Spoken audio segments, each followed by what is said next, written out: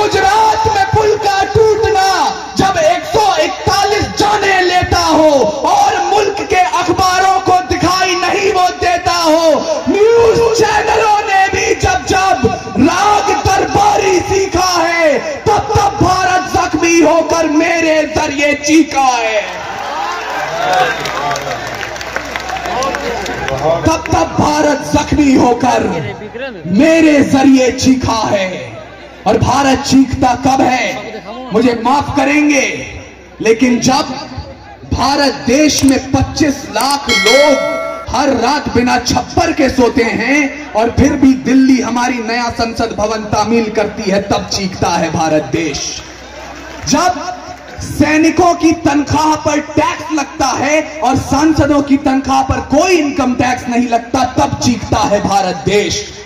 आदरणीय, मैं आपकी चीख को ललकार बनाना चाहता हूं, लेकिन उसके लिए मुझे आपका समर्थन चाहिए भाइयों, आपका समर्थन चाहिए, और जो माहौल पीछे बिगड़ रहा था आपका समर्थन चाहिए, क्योंकि जवानी का मतलब सिर्फ फूल बहार और इश्क नहीं है। जवानी का मतलब क्या होता है, यूथ की डेफिनेशन क्या होती है, मैं आपको बताना चाहता हूं।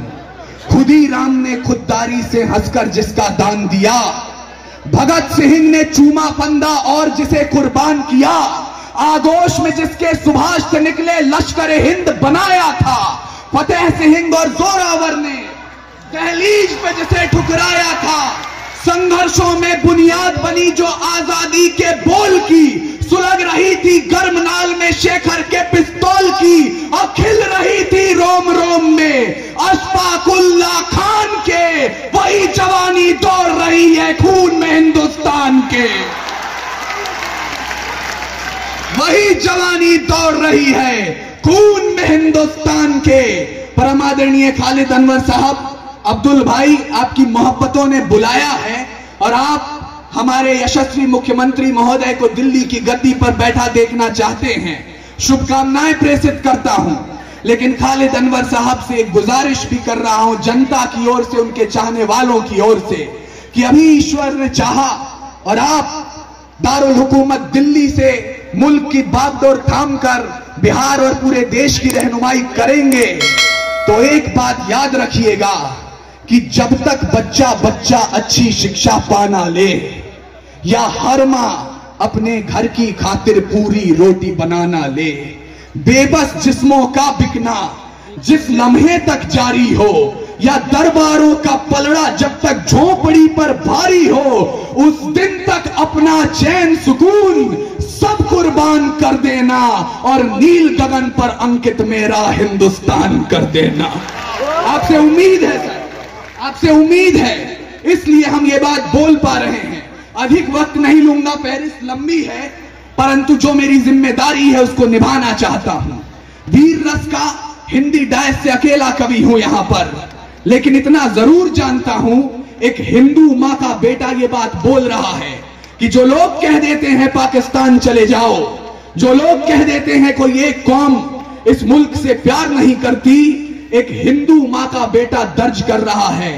कुरान में लिखा है, अगर पानी की कमी हो और नमाज अदा करनी हो, आप उससे पहले वतन की मिट्टी से वजू कर ले, तब भी नमाज कबूल होती है। और आजादी का ऑथेंटिक इतिहास है ये।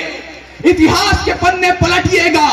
जब जलियांवाला बाग में जनरल डायर ने गोली चलाने का आदेश दे दिया तो उनसे पूछा गया क्यों चलवाई थी गोली, बोले पठान भाग रहे थे इसलिए गोली चलानी पड़ गई। तब अब्दुल गफ्फार खान ने खड़े होकर कहा था, अगर गोरी सरकार एक भी पठान की पीठ पे गोली दिखा दे तो मुसलमान उसी समय आजादी के संग्राम से पीछे हट जाएंगे। पूरे 5 दिनों तक पोस्टमार्टम चला, 76 पठानों की लाश मिली और 76 के 76 ने गोली अपने सीने पर खाई थी। तब कहना चाहता हूं, लोग कहते हैं मुझसे ये राज खोलना ठीक नहीं, जहां बात हो मजहब की वहां बोलना ठीक नहीं। मंदिर मठ के मालिक हैं जो मस्जिद के पहरेदार हैं, उनकी दालानों में पलते दिल्ली के दरबार हैं। उन लोगों को हाथ जोड़कर गले लगाना चाहिए, उनकी तारीफों से भरा गीत सुनाना चाहिए। भूल गए उनके कारण कब्र बनाई जाती है और कहीं शमशानों में चिता जलाई जाती है। की तो मजहब नीलाम हो गए, वोट मांगने वालों का भी नारा राम हो गए। गद्दारों ने घंटी गुंबद को तर्क करना सिखा दिया, अम्मी और मां में भी फर्क करना सिखा दिया। ये चिंता है हमारी इस मुल्क के लिए, लेकिन मैं आपको निराशा बांटने नहीं आया हूं। ये सरकारें, ये सियासत, ये सत्ता का गुरूर, ये विपक्ष की कमजोरी 5 साल, 10 साल, 15 साल की है। भारत देश 5000 वर्ष पुरानी सभ्यता है। भूलिएगा मत, जब पूरी दुनिया को अक्षर ज्ञान तो छोड़िए चिन्ह ज्ञान नहीं था, हमने 4 वेदों की रचनाएं कर दी थी।